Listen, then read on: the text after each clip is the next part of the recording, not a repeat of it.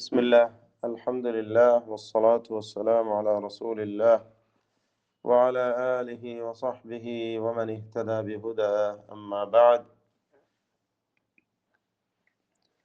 അക്ഷരങ്ങളുടെ സ്വരവിശേഷണങ്ങൾ സിഫാത്തുൽ ഹുറൂഫ് ഇതിൻ്റെ ഏകദേശം എല്ലാ ഭാഗവും തന്നെ നമ്മൾ വിശദമായി മനസ്സിലാക്കി കഴിഞ്ഞു. അനുബന്ധമായിട്ടാണ് സിഫാത്തുൽ അറദിയ്യ, ചില സന്ദർഭങ്ങളിൽ മാത്രം താൽക്കാലികമായി ചേരുന്ന സിഫാത്തുകൾ നാം മനസ്സിലാക്കിക്കൊണ്ടിരിക്കുന്നത്. ഇതിൽ തഫ്ഖീം ചെയ്യേണ്ടതുമായി ബന്ധപ്പെട്ടാണ് കഴിഞ്ഞ സന്ദർഭത്തിൽ നാം സൂചിപ്പിച്ചത്. തഫ്ഖീം കൊണ്ട് ഉദ്ദേശിക്കുന്നത് എന്താണ്, അതിൻ്റെ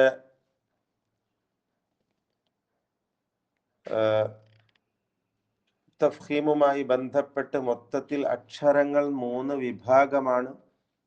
ഒന്ന്, എപ്പോഴും തഫ്ഖീം ചെയ്യേണ്ടവ. രണ്ടാമത്തേത്, എപ്പോഴും തർക്കീഖ് ചെയ്യേണ്ടവ.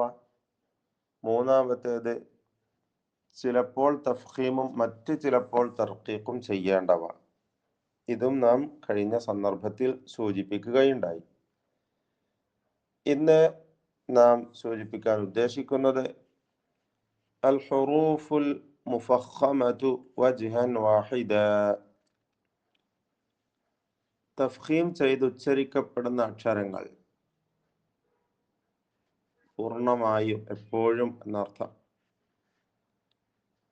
ഹിയ ഹുറൂഫുൽ ഇസ്തിഅലാ, ഹിയ ഹുറൂഫുൽ ഇസ്തിഅലാ അസ്സബ്അ അൽ മുതഖദ്ദിമ, മുമ്പ് നാം സൂചിപ്പിച്ചു കഴിഞ്ഞതായ ഇസ്തിഅലാഇന്റെ 7 അക്ഷരങ്ങളാണ്. എപ്പോഴും തഫ്ഖീം ചെയ്ത് ഉച്ചരിക്കേണ്ടതായ 7 അക്ഷരങ്ങൾ. അവ എന്ന വാചകത്തിൽ അടങ്ങിയിട്ടുള്ള 7 എണ്ണമാണ്. കഴിഞ്ഞ ഷേഖ് ഹാനിയുടെ ക്ലാസ്സിലും അതുമായി ബന്ധപ്പെട്ട് കുറെ കാര്യങ്ങൾ നാം മനസ്സിലാക്കുകയുണ്ടായി. അപ്പൊ ഈ 7 അക്ഷരങ്ങൾ ഖാ, സ്വാദ്, ദ്വാദ്, ത്വാ, ള, ഇവ 4 എണ്ണം തുടർച്ചയായിട്ടുള്ളത്. ഗൈൻ, ഖാഫ് ഇവ 2 അവസാനം അങ്ങനെയും പറയാം. അപ്പോ ഖാ, സ്വാദ്, ദ്വാദ്, ത്വാ, ള, ഗൈൻ, ഖാഫ് എന്നും പറയാം. അല്ലെങ്കിൽ എന്ന ക്രമം അനുസരിച്ച് ഖാ, സ്വാദ്, ദ്വാദ്, ഗൈൻ, ത്വാ, ഖാഫ്, ള എന്നും പറയാം, സൗകര്യം പോലെ. ഏതായിരുന്നാലും ഈ 7 അക്ഷരങ്ങളാണ്. بدون استثناء شيء منها إلا أن التفخيم فيها ليس في مرتبة واحدة. ഇതാണ് നമ്മൾ നോട്ട് ചെയ്യേണ്ട കാര്യം. തഫ്ഖീം ഇവയിലെല്ലാം തന്നെ ഒരേ മർത്തബയിലല്ല, ബൽ മറിച്ച് യതഫാവതു وذلك حسب ما يتصف به الحرف من الصفات القوية والضعيفة. അക്ഷരങ്ങളുടെ അവസ്ഥക്കനുസരിച്ച് ഇവ തഫ്ഖീം, ഈ അക്ഷരങ്ങളിൽ തഫ്ഖീം ഏറ്റപ്പെട്ടുണ്ടാകുന്ന അവസ്ഥ എന്ന് പറഞ്ഞാൽ അക്ഷരങ്ങളുടെ ഖുവ്വത്തും ദുഅഫും പരിഗണിച്ചുകൊണ്ട് ചില അക്ഷരങ്ങൾ ഇതിൽ ഖവിയായ, കടുപ്പത്തോടെ ഉച്ചരിക്കപ്പെടുന്നവയാണ്. എന്നാൽ മറ്റു ചിലത് ദുർബലമായവയാണ്. അപ്പൊ അങ്ങനെ പരിഗണന വെച്ച് നോക്കുമ്പോൾ എന്താണ്, ഖവിയായതിൽ തഫ്ഖീം മികച്ചു നിൽക്കും. ഖവിയായ, കടുപ്പമേറിയ അക്ഷരങ്ങളിൽ, കഠിനമായ വിധത്തിൽ ഉച്ചരിക്കപ്പെടുന്ന അക്ഷരങ്ങളിൽ തഫ്ഖീം എന്ന സിഫത്ത് കൂടുതൽ മികച്ചു നിൽക്കും. ദഈഫായവയിൽ അത്ര തന്നെ തഫ്ഖീം മികച്ചു നിൽക്കുകയില്ല, ദുർബലമായിരിക്കും. ഇതാണ് സൂചിപ്പിച്ചത്.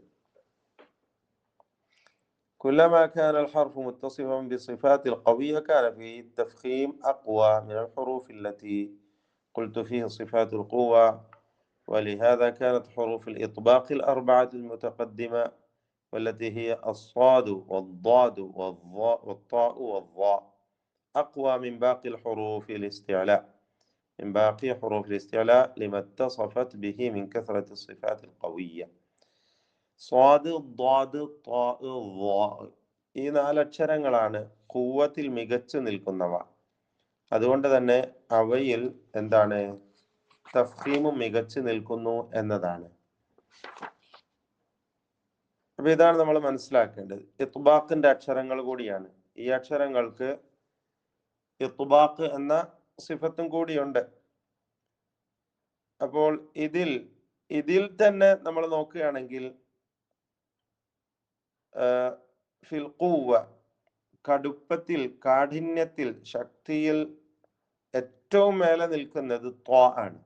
ത്വാ, പിന്നെ ദ്വാദ്, പിന്നെ സ്വാദ്, പിന്നെ ളാ. ത്വാ, പിന്നെ ദ്വാദ്, പിന്നെ സ്വാദ്, പിന്നെ ളാ. ഈ ക്രമമാണ്. പിന്നീടാണ് ഖാഫ് വരുന്നത്, ശേഷം ഗൈൻ, അവസാനമായി ഖാ. ഇവയാണ് തഫ്ഖീമിന്റെ ഓർഡർ, ആ ക്രമം. ഏറ്റവും കൂടുതൽ തഫ്ഖീം ഉണ്ടാവുക ഇത്ബാഖിന്റെ അക്ഷരവും കൂടിയായ ഏറ്റവും അഖ്വൽ ഹുറൂഫായി പരിഗണിക്കപ്പെടുന്ന ത്വാ, ശേഷം ദ്വാദ്, പിന്നെ സ്വാദ്, പിന്നെ ളാ, പിന്നീട് ഖാഫ്, ഗൈൻ, ഖാ എന്നീ അക്ഷരങ്ങൾ. ഇവയിൽ ഈ ക്രമം അനുസരിച്ച് ചുരുക്കി പറഞ്ഞാൽ ഇവയെല്ലാം എപ്പോഴും തഫ്ഖീം ചെയ്യേണ്ടതാണ് എന്നർത്ഥം. അപ്പൊ നമ്മൾ ഓതുമ്പോഴൊക്കെ ശ്രദ്ധിക്കേണ്ടതാണ്. ഈ അക്ഷരങ്ങൾ ഓരോന്നും ഉച്ചരിക്കപ്പെടും, ശ്രദ്ധിച്ചുകൊണ്ട് ഉച്ചരിക്കേണ്ടതാണ്. എന്നാൽ ത്വാ ഏറ്റവും മേലെ നിൽക്കാനുള്ള കാരണം അതിൽ ഖുവ്വത്തിന്റെ എല്ലാ സിഫാത്തുകളും ഒരുമിക്കുന്നു എന്നതുകൊണ്ടാണ്. ഇതല്ലാത്ത ഇസ്തിഅലാഇന്റെ മറ്റക്ഷരങ്ങളിൽ ഒന്നും അത്ര തന്നെ ഖുവ്വത്തിന്റെ സിഫാത്തുകൾ ഒരുമിക്കുന്നില്ല. കാരണം ത്വാഇനെ നോക്കുകയാണെങ്കിൽ മജ്ഹൂറത്താണ്, ജഹ്ർ ഉണ്ട്, ഷിദ്ദത്ത് ഉണ്ട്, ഇസ്തിഅലാ ഉണ്ട്, ഇത്ബാഖ് ഉണ്ട്, ഇസ്മാത്ത് ഉണ്ട്, ഖൽഖല ഉണ്ട്. ഇങ്ങനെ തുടങ്ങിയ സിഫത്തുകളൊക്കെയും ത്വാഇനുണ്ട്. وإنما كانت الخاء أقلها, എന്നാൽ ഖാ ഏറ്റവും താഴെ നിൽക്കുന്നു.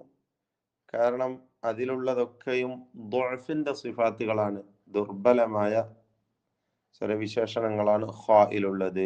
ഇസ്തിഅലാഇന്റെ ഒരു സിഫത്ത് ഒഴിച്ച് ബാക്കിയൊക്കെയും അതിൽ ദുർബലമാണ്. ഇതാണ് പൊതുവിൽ സൂചിപ്പിക്കുവാനുള്ളത്. ഇൻഷാ അല്ലാഹ് തഫ്ഖീമിന്റെ മർത്തബകളാണ് അടുത്ത സന്ദർഭത്തിൽ നമുക്ക് പറയാനുള്ളത്. ഇൻഷാ അല്ലാഹ് നമുക്കത് ആ സന്ദർഭത്തിൽ ഉദാഹരണ സഹിതം തന്നെ എല്ലാം വിശദമായി മനസ്സിലാക്കാം. ബിസ്മില്ലാഹ്.